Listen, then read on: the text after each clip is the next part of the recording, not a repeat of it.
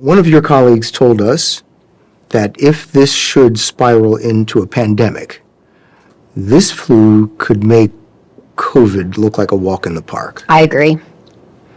You're scaring me. I'm scared about it myself. I don't sleep very much these days, Bill. Bird flu is now spreading through U.S. cattle for the first time, and experts warn that it could spark a future pandemic. Right now, the virus does not spread person to person, but doctors warn that could change. Bird flu was first detected in cattle early last year and now continues to rip through dairy herds and poultry flocks. Going in depth tonight, we've all felt it at the store when we buy our eggs. The bird flu outbreak happening now is one of the largest animal disease outbreaks ever. Fox Carolina's Christina Feliciano spoke with an expert from Clemson University about the bird flu and how long it could stick around. Never once did I think I was going to have to deal with avian influenza, even the mild form, let alone high-path avian influenza.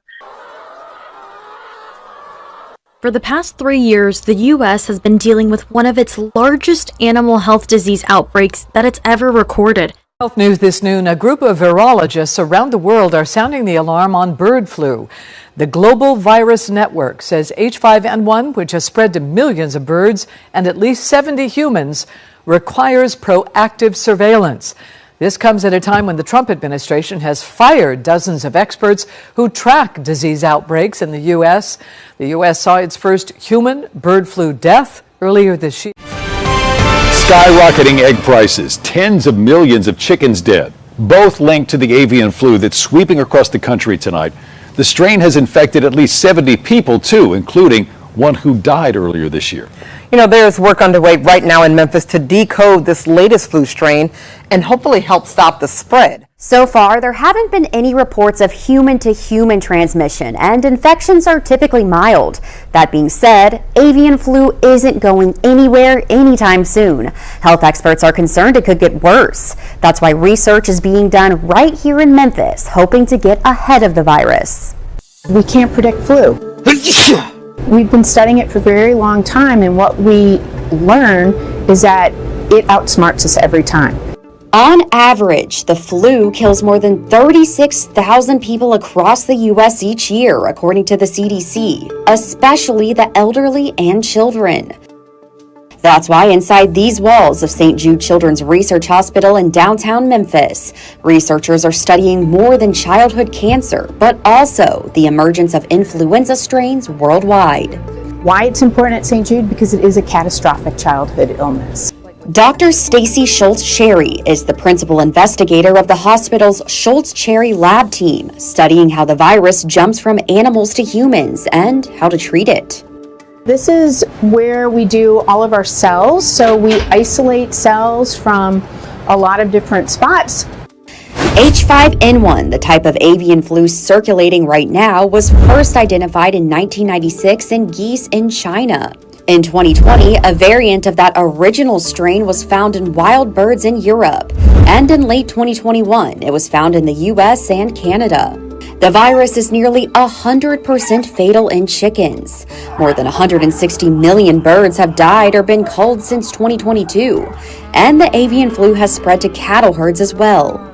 But what it's doing is gaining some changes that's allowing it to actually infect more mammals, and that's what makes us really nervous. As the avian flu spreads across the country, a main concern is the virus mutating, causing human-to-human transmission that so far has not been detected. The CDC has reported 70 human cases of avian flu.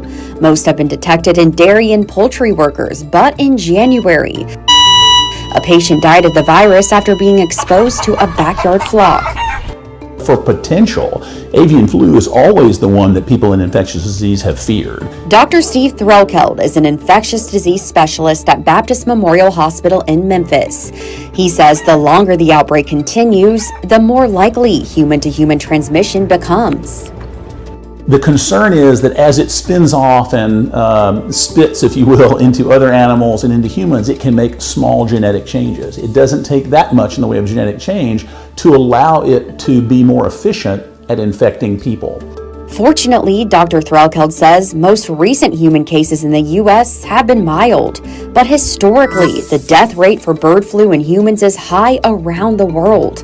About half of all people with known infections have died. Imagine a disease as contagious as COVID was with a 15-20% mortality rate. It would close down the globe. It would be nothing like even the horror that we saw with that.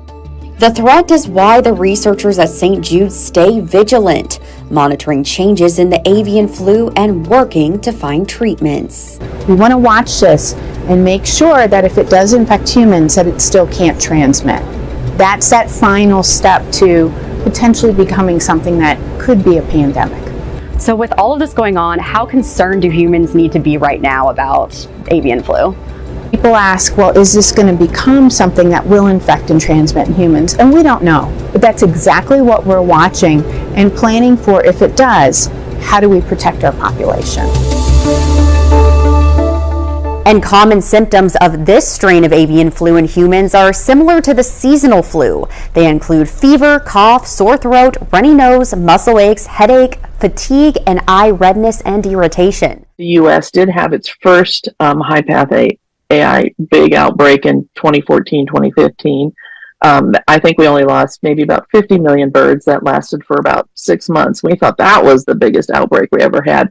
So this, as they say, is unprecedented.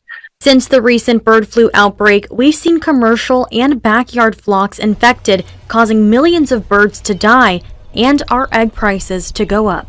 Prices kept increasing. To the beginning of March, we got as far up as $1.47 an egg.